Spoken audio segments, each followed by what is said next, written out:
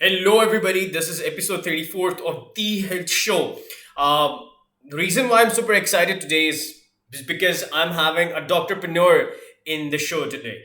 He's Dr. Fahad Athar, and he's just not a doctor. I mean, we see so many doctors out there who are, from throughout the day, they're on their office, in their clinics, at the hospitals, and they're, diagnosing patients every day and treating patients every day, and that's really good. But that's not what a doctor can be all about. And that's why Dr. Fahad Asar is such an inspiration because besides his medical profession, he's been to so many experiences. He's the Director Procurement for Ventilators for Pakistan, a charity organization.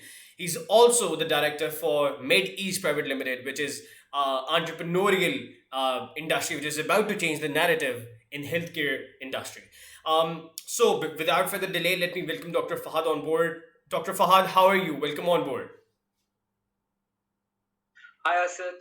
I'm good. First of all, thank you so much for the very kind introduction. Are you sure you were talking? All the talk was about me. I'm just a normal person, but thank you so much for the very kind words. Really appreciate it, and you're doing a wonderful work here, trying to promote and motivate the youth about the different ways they can, especially the medical students, they could look forward to and choose accordingly, make an informed decision about the careers, about the path they want to go forward to. So I think I really appreciate the wonderful work you are doing. Thank you so much, Dr. Fahad. It means a lot. Without further delay, let's begin. Right ahead. First Okay. of all, tell me this. Who is Mr. Fahad Athar? What's your story? What are you all about? So I'm Fahad, as you have introduced me, and I'm a young doctor. I originally belong to Punjab, but I've been raised up in Islamabad. That's where I did my middle school, my high school, and went to Shifa College of Medicine, one of the two JCI accredited teaching hospitals of the country. So during my medical school, I always wanted to know more about the medical technologies and the latest medical techniques, the latest research that is being followed across the globe. And that is why during my medical school, I opted for an elective at Mount Sinai, Icahn School of Medicine at Mount Sinai in New York City. And to be honest, it was an eye-opening experience for me. I could not have even imagined that we are so far, far, far behind uh, in terms of the medical world from rest of the countries. I will give you an example. During my first elective, what I saw was they were making an ECG machine that could tell a 16 or 18-year-old kid about the risk of having a future heart attack. Can you imagine that, Asad? Wow. You're 16 or 17 years old. They would do an ECG and put in all the data, and they could probably find out when and how, what are the reasons, at what age are you going to, or you are predisposed to having a heart attack, a Wow. cardiovascular disease, a heart disease. And once you had identified the problem, there are like 1,000 ways you can prevent it from happening. As they say, prevention is always better than the cure. So that was a very inspiring experience for me, and due to my inquisitive personality, I always wanted to learn more about the human body. That is why since a very young age I was always inclined towards medicine. Maths was one of my favorite subjects. I love maths. My peers used to call me a calculator back in young ages. But yes, that was fun doing it. But medicine was always my prime interest and my prime inclination. And Wow. at present, I'm in Karachi. I have moved from different cities across Pakistan, living in Lahore, Islamabad, and now in Karachi. And I'm working with the Khan University Hospital in the neurology section, and it's a great experience. Other than that, I'm working with Ventilators for Pakistan. It is led by beautiful people, so kind human beings. Dr. Sabah, Dr. Rabil Tarek, they were the co-founders of this organization, and what we have done so far, it is remarkable. It is remarkable. So when the pandemic hit, we all know the shortages of critical care equipment that Pakistan was facing, right? Even in the normal times. Asad, can you hear me? Yeah, yeah. So even in normal times when I was doing my house job at Jannah Postgraduate JPMC in Karachi, which is the largest government hospital system in this country. So what I used to see was people dying because of lack of critical care equipment.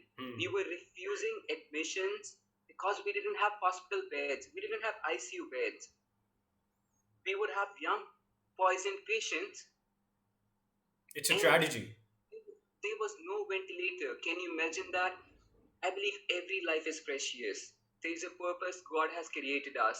And even a single life lost due to lack of equipment, it is horrendous, and it is something that makes you upset that a person died because there wasn't enough sufficient equipment in our country, in our hospital. So this was one of the reasons why I joined this organization. And mashallah, we have donated 9 ventilators across different provinces, to small cities, to hospitals who needed them the most. We distributed a significant amount of protective equipment. We are a team of almost 60 volunteer doctors, engineers, entrepreneurs, and people coming from different fields together to work for a cause. And this is something that's beautiful about this country. You realize there is a problem, and people are willing to do the best they can. It's all about volunteer work. It's all about doing something you believe for, or you believe for, having a passion about something. So we also set up the pioneer electronic ICU in Pakistan. So Wow. imagine that there's a technology where doctors from America, UK are treating patients in Pakistan. This is a world of technology, and our co-founders, they have the vision to bring technology to the medical industry in Pakistan. It could revive, it could revolve, and it could change the whole landscape of medicine for our people, for us, for our country. This So is this is huge. I this mean, this is I want to say two things. So the first thing is, while you were talking about that example from America, where people were doing ECGs, to right, see the probability or the development of cardiovascular events in 16-year-old kids. Now that kind of technology is super huge, because you can literally apply that technology to cancers, to let know people who are bound to have cancers because of their genetic phenotypes, genetic the makeup, and the side factor, the side risk factors, the comorbidities, etc. So this is huge, this is game changing, I feel like. And secondly, right. what you just mentioned Totally, about the Asad. electronic ICU, doctors, monitoring our patients in Pakistan from America and abroad. This is huge, and if this can come in Right. Pakistan can go off to the races, right? Right, exactly. So, Asad, this is a very huge problem here. We follow the diseases that we know, the most common things. We have amazing minds. Trust me, I've my professors, my teachers, my mentors. I learn, I grow every single minute with them. We have wonderful people, but we need to realize that it is not just the passion of a young doctor or a professor, or a human being that could save life. It is always about the systems, it is always about the resources, it is always about your circumstances, your capacity. What what kind of attention are we paying towards medicine, to our healthcare? It's very important, and it's sad to see how far behind our country has been, in specifically in terms of medicine, from the rest of the world. Wow, this is so true, Dr. Fahad. But tell me about this. So talking about your vast experiences at Cleveland Clinic, Right, Albert Einstein right. Center, Houston Methodist, Mhm. Mount Sinai, and Aga Khan. Tell us about all of that, and what learnings did you develop? So Asad, as I told you, I was always very curious growing up about human body, about what's happening inside us, how we are working. There is nothing as beautiful, as sophisticated, as magnificent as a human body. You think about it, how your neurons work, the blood flow, how every organs develop, how we all develop from a sperm and an egg, and evolving into a human being, coming with a life. And this is this is beyond imagination. What God has created in real, a person could not have even imagine how this could all happen, evolve. This God's creation, God's science, it's beautiful. And that is why I always wanted to learn more. I talked to you about my elective during my medical school, and just after graduating, I was very curious about about learning more about global technologies. So that's how, while I was studying for my USMLE exams, I find it very difficult, I said, to just sit the whole day and not do the patient experience and just study. It's something that's very difficult for me. So what I was doing is I was doing some observerships, electives, research in various US hospitals. I was selected as global for the global medical program in 2018 at Cleveland Clinic. So I was one of the 12 candidates selected internationally for that year. And I got to go through different departments: cardiology, pulmonology, endocrinology, and gastroenterology. I worked with Dr. Michael Klein, who developed the capsule pill, which Wow. basically captures the images. It's like, not doing an endoscopy for a patient. It's basically giving him that pill. That pill has a camera. It has all the sensors. You take it from your mouth over a period of 8 to 10 hours. It is excreted in feces, and it will take the images from all of your gut. A small pill capturing, showing you everything what's going inside your intestines. So that the It's technology huge. being It's awe applied to inspiring. medicine being applied to medicine, I think that's the future. That's the landscape we need to work on, we need to focus on. I was very fortunate to have a very good mentor, Dr. Samuels, with me. He was one of he did the fifth world's artificial heart transplant. Wow. Imagine that. So he taught me about medicine, he taught me about science, he taught me about art, about culture, and just changed me into a different person than who I was and who I am now. So I believe getting those exposures, understanding where we lag, where the world is standing right now, and what we could do to be there in the future. If we don't work now, our healthcare system will never revive. Our people will never get those standards, those latest technologies that's being followed all across the globe. That's like basic gold standards there. And if we talk about the same things that in Pakistan, we don't have a lot of those things here for most of our people. So that is an unfortunate bitter truth. You're so right about that, Dr. Fahad. And just like you said, you had pretty amazing mentors. And in a way, right now you're a mentor to me because I'm learning a lot from you right now. And like I'm That's very honored. kind of you to say, but I think I'm not there to be your mentor right now. But I'm learning a lot. So definitely it's really big for me. But thank you so much. Okay. So tell me about this. Tell me about Ventilators for Pakistan. How is it creating an impact? What's it all about? And what are the latest advancements that you guys have been to? Right. So, Asad, when the pandemic hit, our co-founders, Dr. Sabaktar and Dr. Rabil Tarek. Dr. Rabil Tarek is a physician in US. She is doing her pediatric fellowship in critical care from Case Western University. It's a university hospital, one of a very huge institutions. Uh, with a very renowned institution, prestigious institution. So she's doing her fellowship from that. And Dr. Sabak, she's a beautiful person. She has the passion to make it real. She had the passion to make it real, and she did make it real. So she used everything she had, and we combined a team. I joined in April. I guess that was April Right. 2020, and I've been working with them as director for the procurement and donation team. What we have done so far is we have provided ventilators, obviously refurbished ventilators. The new Mhm. ventilators cost $30,000 each. Oh, So we have provided refurbished ventilators to provinces where, if government release funds, it will go to large hospital. It never goes through the street level. That is right. what we identified. We provided ventilator to Gulab Devi Chest Hospital in Lahore, which is one of our pioneer institutions of Pakistan. I was reading one of the posts about it when Muhammad Ali Jinnah and Fatma Jinnah visited that hospital, thanking all the doctors for the brave work they were doing. So it took me down a memory lane of what it was. It has a huge history. It has culture.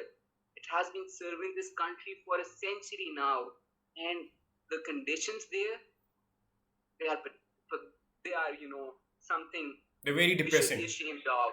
We should be ashamed of that we didn't give enough resources, facilities to such institutions. Then we provided one ventilator to Khosda region in Balochistan, the civil hospital in Wow. Balochistan. Like we see equipment being going to Quetta, but we don't see equipment being going to uh, farthest Hmm. regions of Balochistan like Khosdar, Nal, and places like these. So our aim is to equip, like it's an aim. I personally think it's almost impossible to achieve, but our aim, our goal, our imagination would be to equip every single hospital at every street level with the basic critical care equipment, so That that which is like a dire need of every single place. right, right, so that like ultimately all of us have to die. There is no doubt about that. This is the nature and this is how it works. But a person should not die because of lack of critical care equipment, because lack of healthcare facilities, It's a because lack of they basic are human right. unaffordable, unaccessible to the common people. So that is very torturing, and it is very sad to see that people die because there were not enough resources. Exactly. And I feel like this That is is a lack something we of need to basic human point rights on. as well, right? Right, right, exactly, exactly. So, Dr. Fahad, tell me about MedEase. Tell me about that. What does it represent? So, well, as I told you, I was always good with maths. Numbers are like So numbers you're are good like with kids to finances as me. well? Actually, I went to LUMS for some time before Oh, joining wow. medicine. I have both bio and maths in my A levels, which gave me the option to opt for both the fields at the same time. I spent some time at LUMS, but it was deep inside. I was born to be a doctor. I know that. I was born. I love patients. I love talking to patients. I love that satisfaction this bring field brings. You yourself are a medical student. I think you can imagine. Totally, totally, yes. Right. Reason why I opted for medicine. Yeah. Right. Satisfaction, the gratification this field brings, it is beyond money. It is beyond everything, I would say. So yeah, so that's why I was doing very good at LAMS, but I found this opportunity. I was lucky to get admission at Shifa College of Medicine, and I'm grateful to all my mentors, for my teachers, and my parents for supporting me and helping me where I am today. So about MedEase. MedEase is basically an everyday healthcare solution. Our plan, we are different people coming from different backgrounds, medical, finance, technical. We were friends, we were sitting and talking about what could be done to, healthcare equipment should be accessible. It should be affordable. It should be reliable, and Hmm. we need to do something about it. So we made a platform. Alhamdulillah, we are functional now. We have launched our own website, and the sales are just killing us. It's getting difficult to manage, and we are also on Garage. So the thing was, we wanted to create a platform where you can have access to affordable and reliable healthcare equipment, item, product, services at the palm of your hand. It should be that easy. Getting something, a basic thing should not be that difficult. You go to a pharmacy, a simple pulse oximeter that used to cost like 1,500 to 2,500 in the previous time, Hmm. that was being sold at 12,000, 15,000. We cannot afford that. We cannot give people the leverage to take away our basic medical and human rights, to make things so expensive that it's not reachable. We, as common people, cannot afford a small device that was being sold for 1,500 to 2,000, or for now getting it as a necessity for 15,000. This is Right.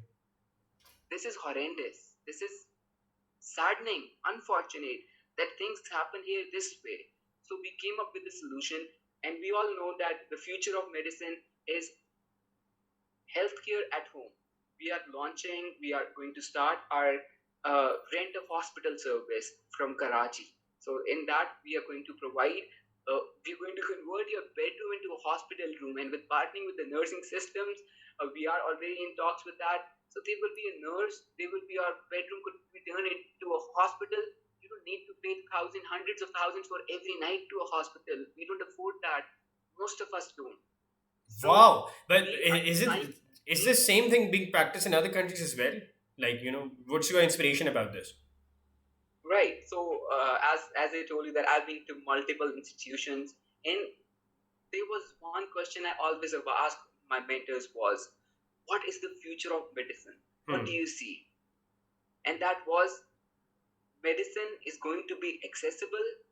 Medicine is going to be available at your doorstep. This is the future of medicine. This, if we understand that when our elderly people get sick, we go to the hospitals and they are at a huge risk of getting an infection. The initial problem may not be that significant than the infection they acquire, because we don't have infection control in Pakistan, Exactly. and not even in Pakistan, in all the Even countries abroad. across abroad, infection control is always a problem. So using the technology, using using the resources, and making it accessible, affordable for people, we can bring the whole healthcare hospital systems to your home, to your bedside. It saves you money, it saves you the risk of getting an infection, it saves our hospitals, our government hospitals, and also our private hospitals, and our whole healthcare system from collapsing in times when a pandemic hit, in times when an epidemics like dengue hit, when we don't have hospital beds available, when people die in their cars outside the hospital. So this could be a solution to solving, to relieving the burden of healthcare on the healthcare setup, on relieving the burden on government hospitals. It could be a solution of, for you, for us, for all of our fellow Pakistanis, of having a good healthcare setup where you could spend time with your family, where you have a comfort of your home, and where you have accessible and Wow. critical equipment So available so with you. so I absolutely love the idea, Dr. Fahad.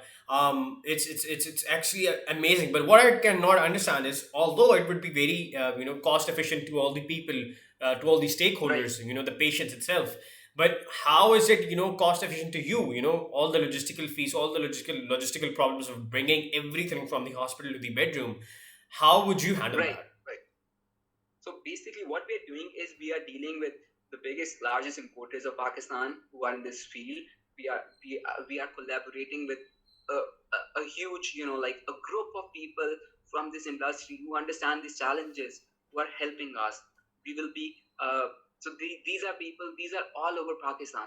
Let's say we set up this. We're going to start. We are starting this from Karachi. We are partnering with people here. We're going to provide this equipment to the people in need, and this could be replicated in every city of Pakistan, Right. Wow. Wow. Okay, that's perfect. right? And not just that, you have access to every healthcare need, from your basic certified products like your everyday protection to medical equipment to variety of things. We just want that, you know, not buying something is your option, not getting something is your personal option. Hmm. We cannot go and educate everyone to do this thing. It is a personal choice. But Exactly. the reason for not having a thing, we are just providing a platform where you have the answers. Not getting the answer is up to you. Wow, I absolutely love this ending statement. Right. Thank you for that, Dr. Fahad. So I want to discuss about a problem that has Sure. been with me personally, and with a lot of medical students in Pakistan. Many students want to go abroad, especially into US, and be at a place which is regarded as the highest competent model of healthcare in the whole world. So, people want to go into USMLE. They're very afraid of the time commitment, the energy it takes, the sacrifices it takes, the amount of money it takes. It's a whole another burden. So it's just to give an average, it's about 30 to 40 lakh rupees just to go through this three steps of USMLEs and the tickets and going from Pakistan to US and living there for this tenure. And finally shifting your medical career from Pakistan to abroad. Tell us about this. How did you ace your USMLEs? Keeping in mind, because USMLE has been changed, so now it's not numbers. You don't have. There's no credibility about the numbers. It's a yes or no. Like you've passed or you've failed. That's it. And so, जो आपके पास एक credibility होती थी कि आपके इतने numbers हैं, you have the score, you have above 260 plus, and so now you're credible. You know you're gonna score a place and score a position. Now there's nobody, nothing like that. So keeping that in mind, how would you tell people who are listening to you right now and later on how to ace USMLE and in what time and how to do it smartly? Uh, sir, it has been a while for me when I took my exams.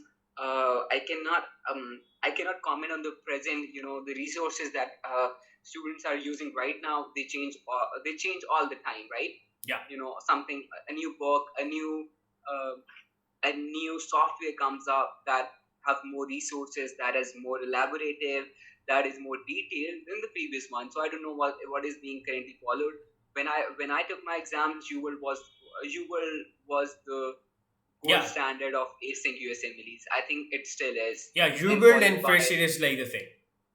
right, and your first aid was like the Quran of Yeah, exactly. I don't mean to say in that way, Yeah, but it's considered as the Bible of, yeah, exactly. right. It is the Bible of your USMLE Yeah, exams, first exactly. aid. So, but before going to the first aid, you need to go through a lot of books before being capable to understand the first aid. You need to have sufficient knowledge of various of a large universe of a large sea of medical problems. Exactly. So what I did was I went through Kaplan series. It was very good for me. And the problem, yes, there are a lot of challenges. It requires money, it requires energy, it requires dedication, it requires your commitment, and it requires, I would say, the last bit of what you could give to the code to be able to ace these exams. If you are competing with a pool of the most qualified talent of the globe. It is not Exactly. about you are competing, trying to get admission into a Punjab Medical College or the Punjab residency exam or Definitely. taking It's a whole local another exam, level. any local exam. It's a whole other level. So yes, there are a lot of challenges. There are a there are a lot of challenges. Like when you have to go through this path. Number one, the most important is your time, your commitment, your energy, your finances. Unfortunately, we don't have any system in Pakistan where banks could support the the rising medical students be able to take these exams. It is sad because in most of the world there is a system present. The interest rate that bank charge for two medical students in case you qualify for a grant is almost 30 to 40%, which is not doable, which is unfair Exactly. to all of us. And spending so much money on a path you are uncertain about that you will be able to make it. Yes, it's bothering that you spend so much time, commitment, money, and you're not being able to make it. It's always an uncertainty, and it always will be. It always was, it is right now, and it always will be. But let me tell you one thing about these exams. Asad, if a medical student has spent the time, spent this energy going through the detailed course of USMLE, you are a different person. No matter you go to USA, to UK, you, you, you stay back in Pakistan, you go to any country in the world, you are a different doctor, you're a different person. These question banks, these books open up your mind. They prepare you for critical thinking. When you see a patient, you would compare your knowledge to the rest of the peers. You're going to be acing every day at hospitals, no matter where that hospital is. So I what I the advice I want to give to the medical student is, I know, I understand it is a difficult path. It's a long path. There is uncertainty. But if you people could manage to bear uh, the risk of spending that money, of losing that money, of spending that time, go for it. Definitely go for it. Because even if you don't make it to the US, you are going to be a shining star in the future wherever you are. Your mind has changed, the way you think has changed.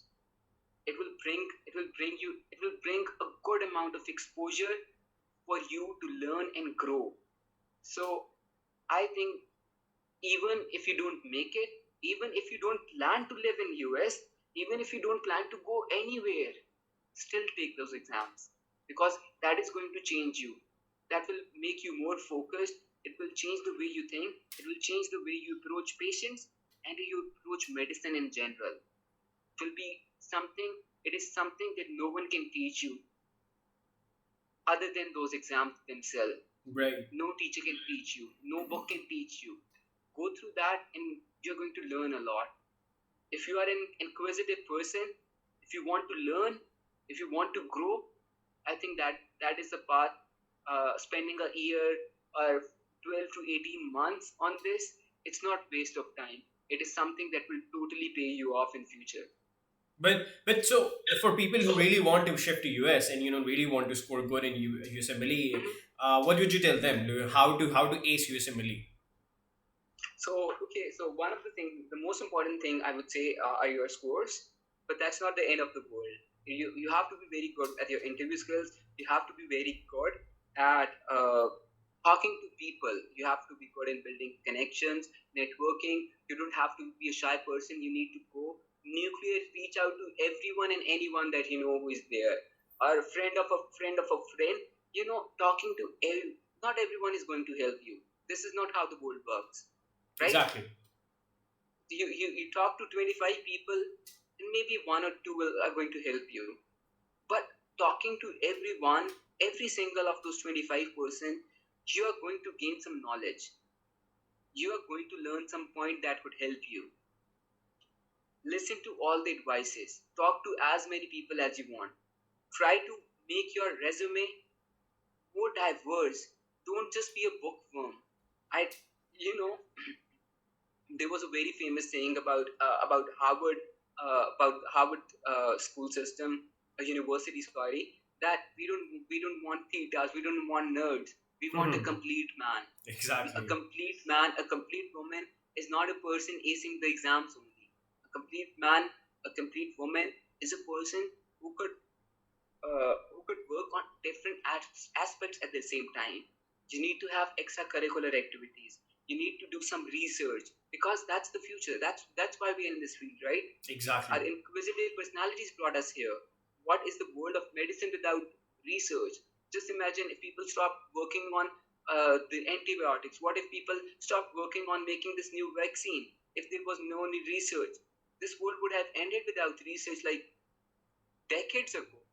Research is what keep us moving. A new problem come up, you have to find a new solution. So be more inquisitive. Try to find why in every question, and then find the answer of that why. I think Exactly. that really helps. It has helped me a lot. I try to find why this happens, what if it was some other way, and why everything happens for a reason. The nature has its own course.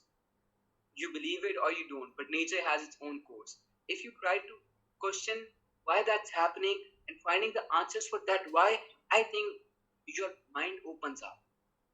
Right, right. Thank you, Dr. Fahad. But so if I talk about your own USMLE journey, so how many months did it took you to complete it, and how hard was it? Like how many hours did you give it every day? All those specifics. What would you say? So about me, and I recommend that to I recommend that to everyone. You need to, if you want to follow this path, it is not wise to follow this path after graduation. When you're in the medical school, your knowledge is fresh, your basics are fresh.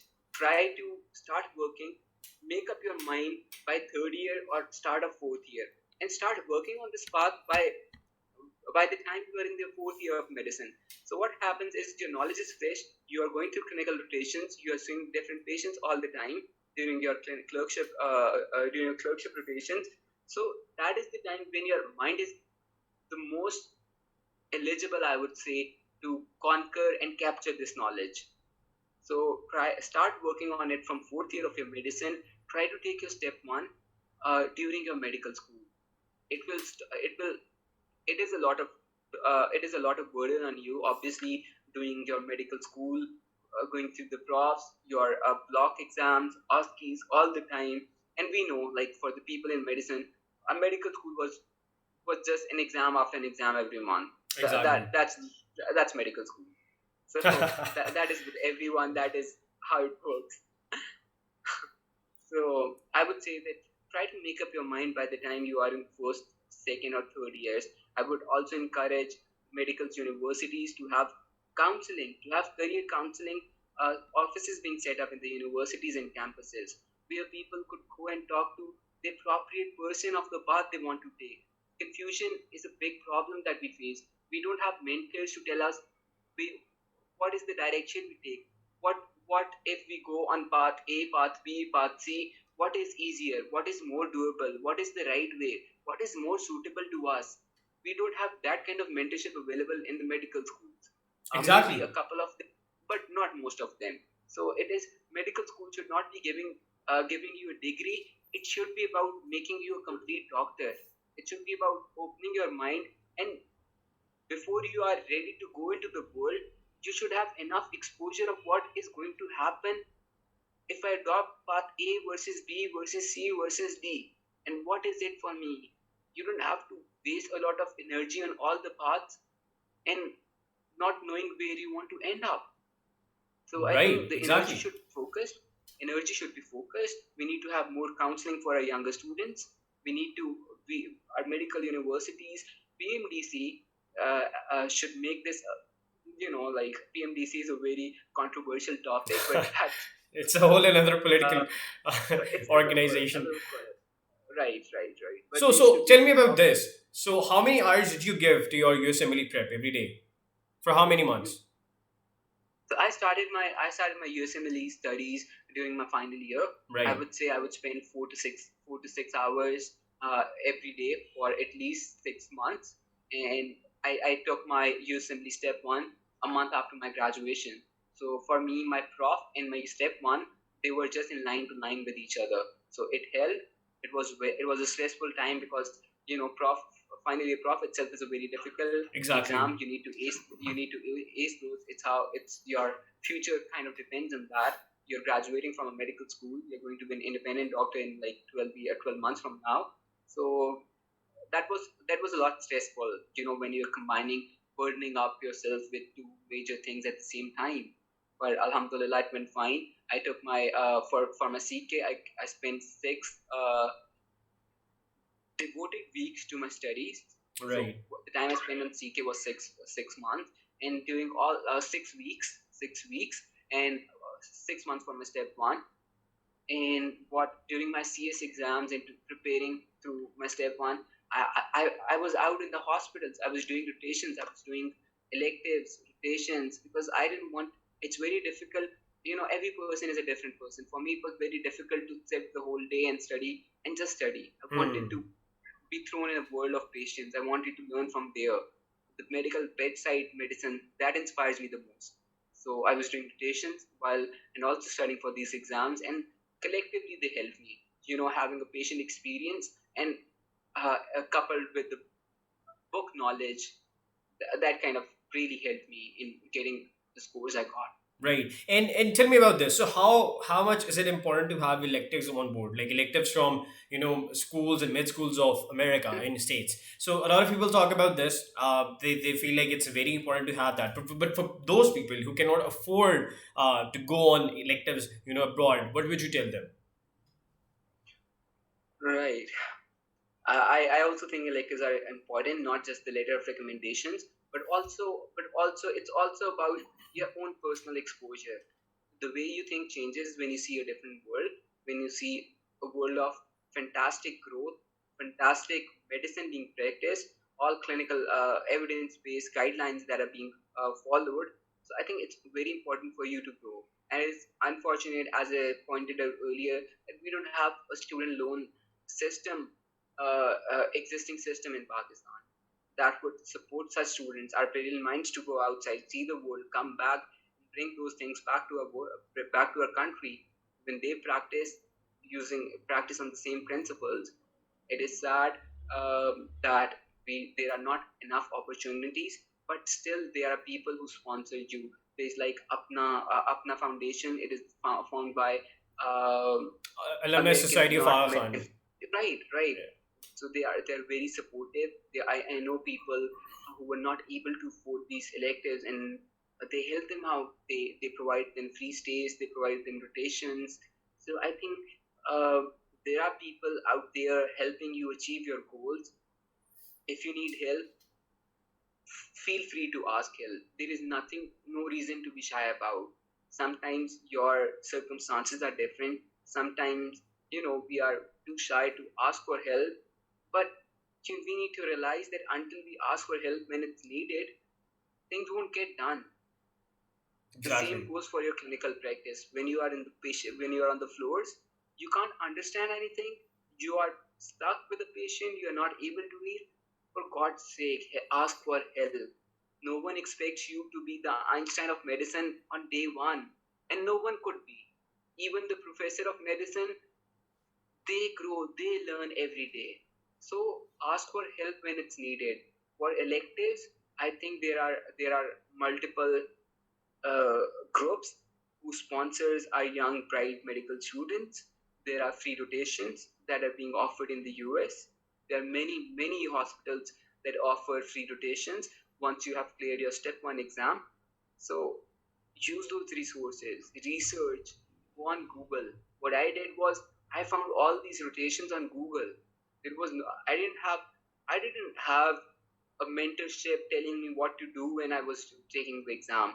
So it was all trying, sitting on the laptop, finding out the ways, finding out what people have done, reading the stories, what people shared, following those paths, asking for help, reaching out my seniors, reaching out my any available network that I could think of. So it was always about asking for help, and people are kind to help you in time of need. This is I have learned through some very unfortunate experiences, and I am really glad to find this out that people are there when you need them. So don't be shy. Wow. Speak out, come out when you need help. Thank you for sharing that, Dr. Fahad.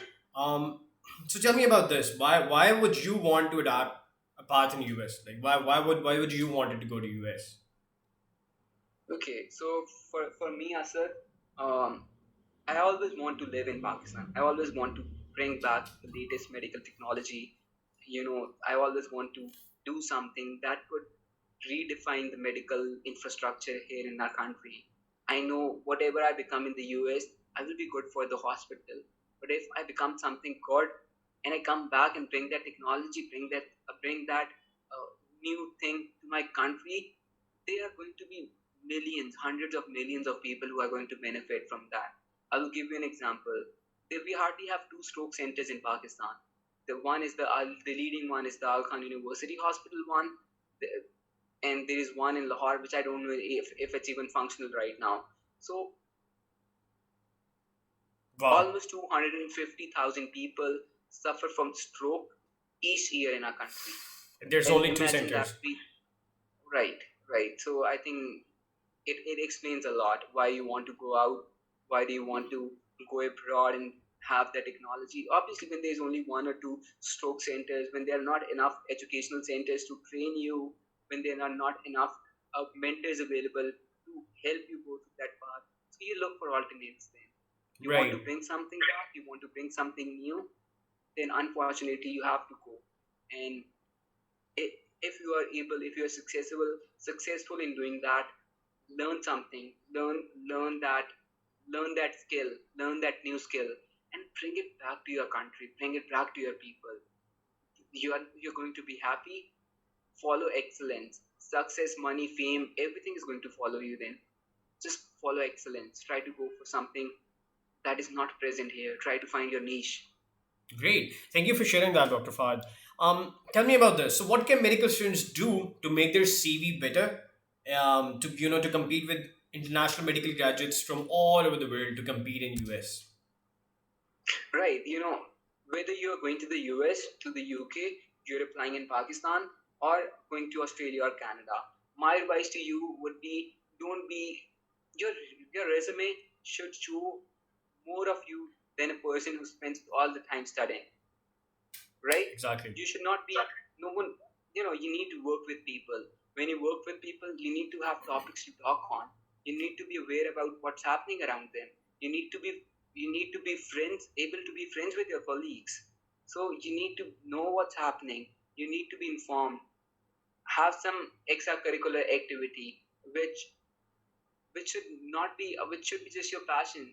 Whether you do it for 1 hour a week, if you're only able to give like 2 hours a month on that, but do something different, something that relaxes you. It doesn't have to do something with your works, with your profession. Try to find something that will give you serenity, peace of mind, and will hold you responsible. I know people losing their minds because of works. It's very stressful going through the lives that we all go through. It's not easy. People don't see what we go through every day, Right. and only the healthcare workers, the medical students could understand the struggle and uh, you know uh, all the difficulties that we people face all the time, every single day, every single minute of a life. So try to find something, some extracurricular activity, so that when you go for an interview, you have something to talk about. One of the things that I really want to suggest to our medical students is try to work with non-profit organizations. Try to contribute for a cause. Find your passion and see where that fit in. It is not only good for your resume. Obviously, it will distinguish you. It will differentiate you from thousands of other students, candidates that have aced the USMLE scores, that have aced labs exams, that have taken the FCPSP exams. So what there should be something different about you. There have to be something different about you. It should not be only your book knowledge. It should not be only your score. It should not be the percentage you are getting. Perfect. So You that need means to be a lot of volunteer experience, right? right. You need to be a complete person, I would say, to be able to make to any good institution, whether that's Pakistan, US, UK, or anywhere in the world. Great. Try to find your something for you. Great. Tell me about this. So, what do you think? How would you compare pursuing a medical career in the Canada versus the US? What's the difference? And even in UK. Okay, so let's start with Canada. Canada Right. is beautiful, no doubt about that. It's calm, it's peaceful, it's less. There's less population, less pollution. It's a beautiful life ahead. The salaries are great. Salaries are like really great. You just have a very Complete good package. Yeah. life if we are talking just about you. Okay, Right. so but the problem is in Canada there are only a few teaching hospitals. I guess if I'm not wrong, there are 14 or 15, but I'm not I cannot I'm not sure about the number. So with such small number of teaching hospitals, the problem that we face is every country has its own medical schools. They need to accommodate their own graduates before taking the foreign graduates. Won't Exactly. you want that? Won't you want the same for your own country? Would you like if people from Afghanistan, India, Iran, China are taking the basic seats that we have? I'm Exactly. not getting a job, but a person from outside is getting a job. You know, Yeah. this should It not cannot happen. work that way. Exactly. Right? This should not happen in any part of the world. So, not in Pakistan, not in US, not in Canada. I think it is our basic right to, as a citizen of the country, you should always have the first right to that thing. Right. So I would that's the want problem the with same for Canada. me. That's the problem with Canada. So Right. with limited number of spots and their own medical, a group of their own medical students applying for this residency slot, it becomes very difficult to get to secure a seat in Canada. Right. And what about the UK? And more importantly, in Canada, you need to, if I'm not wrong, from I know it from a couple of my friends who are who have pursued the path. They were you have to be a citizen, you have to be a permanent resident before getting the residency slot. So that means sitting there doing basically odd jobs for 2 to 3 years before you can get a training. Oh, okay. So I don't think a lot of people would want. I would not want personally that for me to wait 3 years, being cut off from the medical practice, not being able to see the Exactly. patients, not being able to go to the hospitals, and then resuming my studies, my career, my medical path 3 years ahead. About UK has always been a safe option for many of us. We have MRCP is a very prestigious on a Degree, all of it. membership, Yeah. member of Royal College of Physicians, and FRCP, Fellow of Royal College of Physicians. These are like very prestigious degrees that you have. And in UK, it is less competitive. The exams are less torturing. You don't have to completely drain yourself. You don't have to spend too much money or too much time following a path. The level of uncertainty, it is a little less. There's always uncertainty, Right. whether no matter in which country you are. Medicine is all about uncertainty from day one when you start. No, not from the day one, from 8th grade when you start, when you take the pre-sciences, to almost till the time you take FCPS part 2 or MRCP part 2 or get a degree. It's all about uncertainty. Right. So so where were we? So UK. and Yeah. about USM and about USMLEs. As we have already talked about it, I really think that US is way ahead in medicine as compared to Pakistan, as compared to UK. I think US is way ahead Right. of funding, in terms of research, in terms of development, and in terms of future job prospects. Right. So that is certainly, if you make it, that's the best possible way out for you to have a good future in medicine. But Great. it's a Thank you. very competitive and difficult path. So you Definitely. need to be very committed, passionate, and devoted to the cause. Right. So, Dr. Fahad, tell me about this. What reforms are needed for the healthcare system in Pakistan? So that will take like many days to talk. Yeah, it's like a Pandora box. If you open it, it's never gonna close. To be honest, we are that far behind. We are that Exactly. far behind that if you actually sit down and want to talk about what needs to be done, then There's an you endless need to list.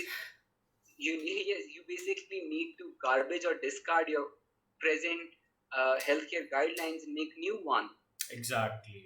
The life of medical students, unavailability of funds, no student loan system in this country, limited jobs, very poor salaries, lack of security for our doctors, coupled with lack of infrastructure, lack of tertiary hospitals, lack of leadership in medical industry, lack of leadership in governing medicine, and the things are like countless. Things are just countless.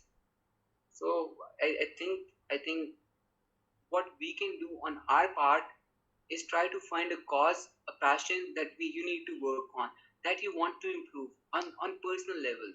We cannot change the whole system. One person cannot change the whole system. It has to be a very collective effort.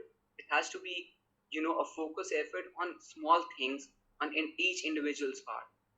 For Right. example, Right. I used to think what I could do. I was trying to find something that I could devote myself over a long period of time, and trying to see if I have done something good for a cause. I found my cause. My passion was always critical, addressing the lack of critical care equipment. I found this organization. I'm so happy to work with them because this is something I wanted to do.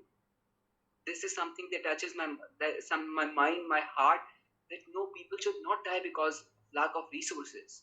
Exactly. And you're So so right because, I you can, one person cannot change the whole system, but one right, person can change the right, part of that system, one part of that system. right, right. You could try to what our medical students, our young doctors, see, relying on governments, provincial governments, to change everything, to educate, to create awareness.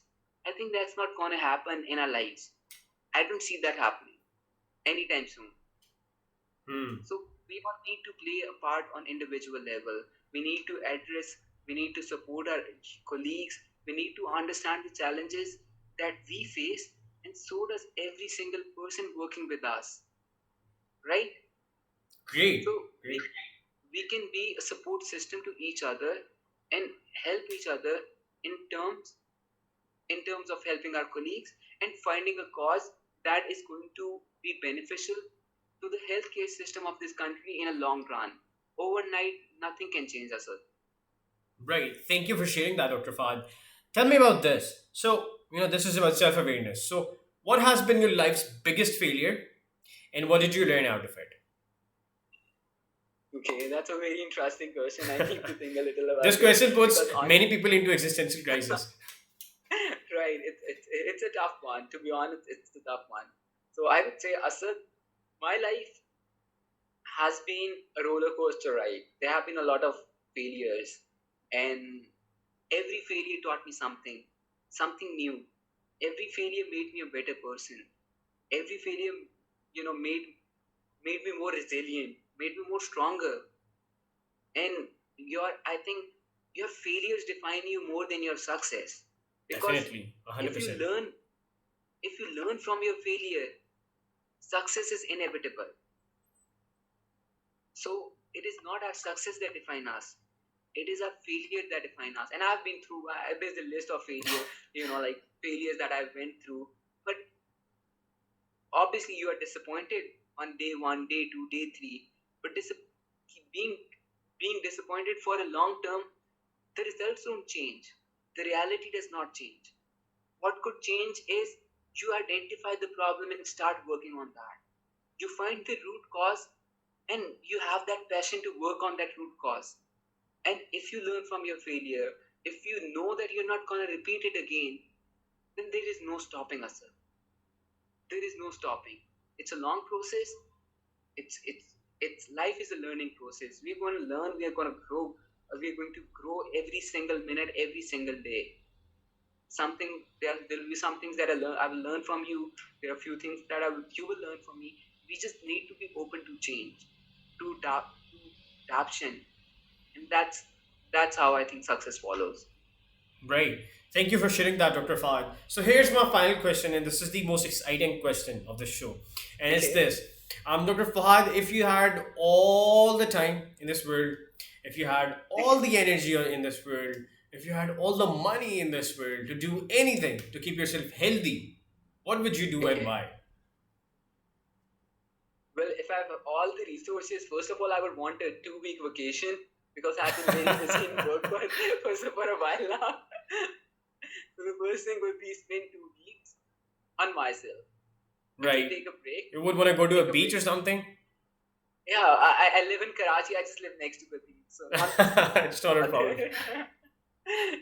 So yeah, anything, like I have some passions. I follow them. I'm learning to play violin these days. Wow. It's really really fun, and it's all about learning.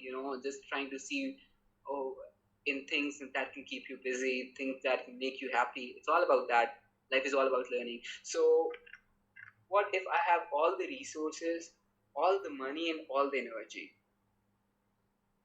I would I would work on creating awareness for for our citizens. I would work on making gold standard stroke centers across this country. I would work on providing a healthcare system that we all deserve, that we all need. That is a basic human right that we have been denied for so long. I would Wow. work on Okay. that. I would probably work on that. But it's like what it's so much. If I have all the resources, if I have all the money, if I have all the health, if I have all the time, that of a lot of ifs. But in a world of perfection and imagination, I would change the healthcare system for this country. Wow, that is like a huge aim. And just to let you know, you have all my support any time of the day for a whole lifetime. So, anytime. Thank you so much, Dr. Fahad, for being on this show, for spending your time. It has been a delight. We've talked about some very deep things.